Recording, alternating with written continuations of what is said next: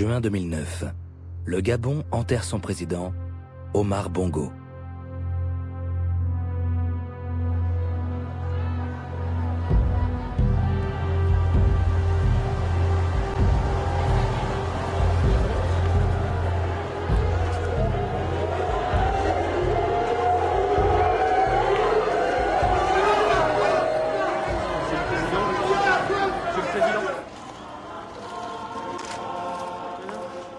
Image idyllique.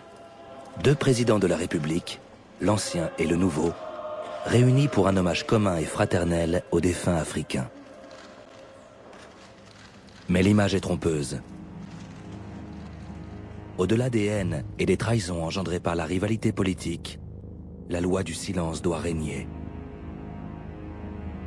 Car ici, en terre africaine, il y a depuis près d'un demi-siècle trop de complots partagés, trop de coups d'état sanglants organisés, de dictatures protégées. En public, rien ne doit filtrer. Autour du président Sarkozy, la délégation française est le reflet d'un mélange, d'une connivence qui transcende les époques, les camps politiques et mêle personnages publics et hommes de l'ombre. Politiciens de gauche et de droite, francs-maçons, conseillers officieux ayant servi l'ancien et le nouveau président, pléthore de ministres de la coopération, amis d'enfance du président, omniprésents en Afrique et aux fonctions inconnues. Tous détiennent une part du secret. Mesdames et messieurs les chefs de délégation et leurs conjoints, messieurs les anciens chefs d'État, honorables. Qui va prendre la succession d'Omar Bongo, cet ami africain qui, durant 40 ans, fut le garant incontournable d'une politique franco-africaine qui nous a toujours été cachée. Ali Bongo, le fils du président défunt, est donné vainqueur des prochaines élections. Il tient l'armée. Mais ses opposants sont nombreux, se réclamant tous d'un peuple muet qui n'a jamais profité des richesses du pays. Et dire aux Gabonais maintenant que c'est à eux de choisir, et eux seuls. Je vais vous le dire de la façon la plus claire et la plus simple, la France n'a pas de candidat. Difficile à croire. Comment la France pourrait-elle se désintéresser d'une telle succession ?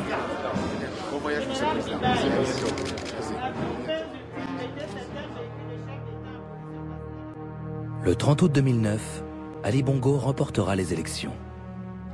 Mais dans quelles conditions ? L'ancien chef des services secrets français du Gabon s'indigne.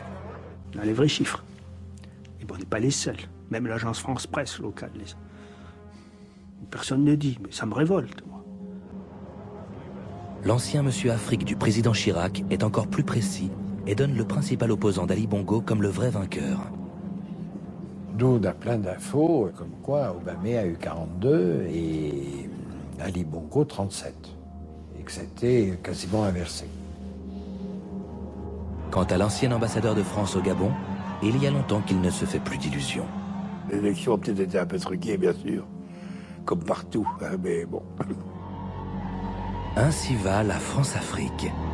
50 ans d'une histoire secrète, écrite sous la tutelle de l'homme qui prit en main le destin de la France à la fin des années 50, le général de Gaulle. Tous les pays sous-développés qui hier dépendaient de nous et qui sont aujourd'hui nos amis préférés demandent notre aide et notre concours. Mais cette aide et ce concours, pourquoi les donnerions-nous si cela n'en vaut pas la peine?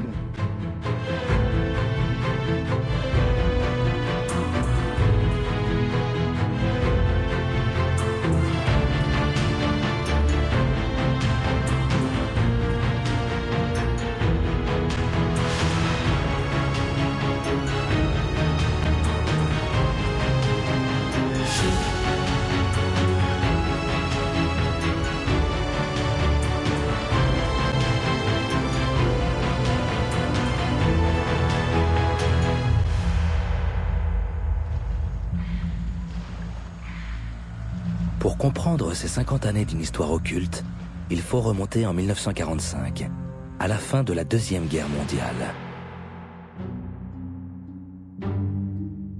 À la Libération, un vent de révolte souffle sur tout l'empire colonial français. Le général de Gaulle en est convaincu. La France n'échappera pas au mouvement des indépendances qui balaie la planète.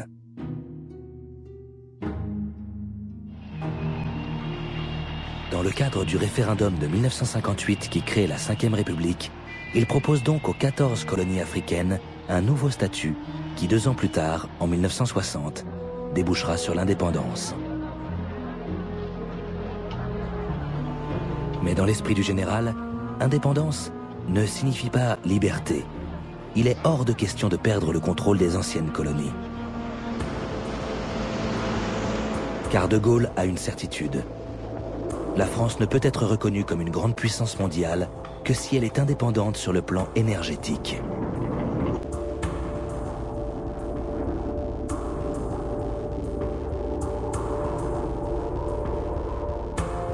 Pour y parvenir, il installe à la direction des carburants un homme de confiance, Pierre Guillaumat, polytechnicien, qui sera le fondateur de Elf, la grande compagnie pétrolière publique française. Pierre Guillaumat, c'est le stratège industriel du général de Gaulle. Il veut dire qu'il faut absolument se retrouver avec une indépendance énergétique, et voilà comment on va la faire. Mais très vite, Pierre Guillaumat va devoir affronter un problème majeur. La France tire l'essentiel de son pétrole de l'Algérie.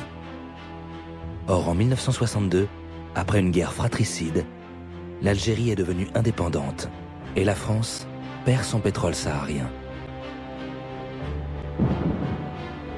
Elf a été fait par la richesse saharienne et d'un coup, elle est rayée de la carte. Alors, il a donc fallu rebâtir une nouvelle stratégie pour aller à la conquête du pétrole mondial et, si possible, d'aller là où il y en avait.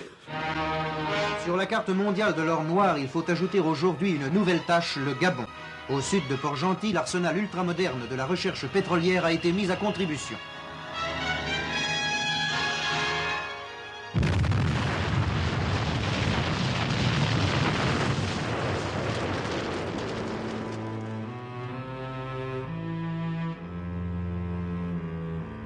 Incontestablement, le gisement gabonais a l'air d'être intéressant et le Gabon va devenir l'axe politique majeur de la politique pétrolière. C'est donc le Gabon qui remplacera l'Algérie. Mais, problème, le Gabon n'est plus depuis 1960 une colonie française. Il est devenu un État indépendant. Et c'est bien cette indépendance toute neuve qui, désormais, inquiète le général de Gaulle et les pétroliers. À partir du moment où il y a pétrole, il faut qu'il y ait une certaine stabilité. C'est-à-dire qu'on ne peut pas imaginer avoir des coups d'État tous les 3 mois avec des conditions changeantes, puisque entre le moment où on trouve du pétrole et le moment où on le sort, il s'écoule 7 ans. Donc si les conditions changent tous les 3 mois ou tous les ans, on ne sait pas où on va, on ne sait pas comment investir, on ne sait pas comment faire. Et je dirais que, d'une certaine façon, le général de Gaulle va essayer de trouver à l'intérieur de ces pays une certaine stabilité pour satisfaire le besoin d'autonomie énergétique du pays, c'est clair. Trouver une certaine stabilité. Tout est dit. Pour assurer cette stabilité et de fait le contrôle de ces nouveaux États, le général de Gaulle va mettre en place un système qui s'appuie sur 2 hommes dont il a pu apprécier le dévouement dans les services secrets de la Résistance. Pierre Guillaumat, d'abord, le patron de Elf, qui accepte que la compagnie pétrolière devienne le bras armé de la France en Afrique et qu'une partie de ses profits colossaux servent à financer des opérations secrètes dans les anciennes colonies. Et Jacques Foccart, qui a été un des artisans les plus actifs du retour au pouvoir du général de Gaulle en 1958.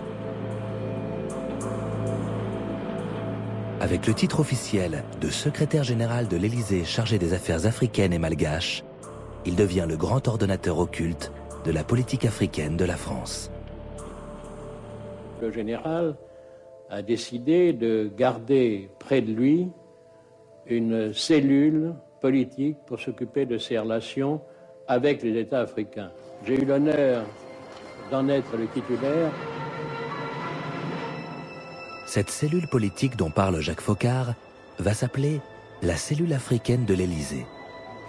Pendant 16 ans, sous les présidences de De Gaulle puis de Pompidou, à la tête d'une centaine de collaborateurs, Jacques Foccart va organiser les rapports personnels entre les chefs d'État français et les présidents africains.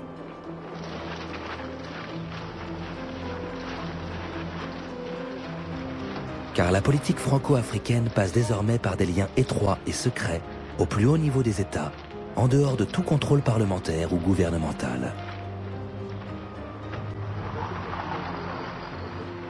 Je reconnais que les relations que je me suis créées avec des commerçants européens, avec des industriels en Afrique, avec des Africains de toutes catégories, et par la suite des chefs d'État africains, constituent un réseau, mais je n'appelle pas ça un réseau. Il sera bien le seul. Les historiens retiendront l'expression « les réseaux Foccart ».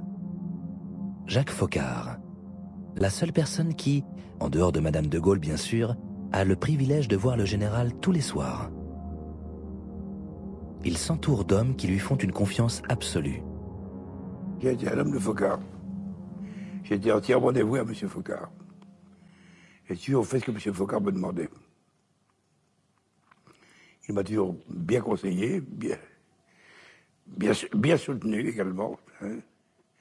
Et j'ai beaucoup d'admiration pour M. Foccart. Maurice Delaunay sort de la Coloniale, l'école nationale de la France d'outre-mer. Il est le prototype de ces serviteurs de l'État qui ont géré l'Empire africain sans état d'âme.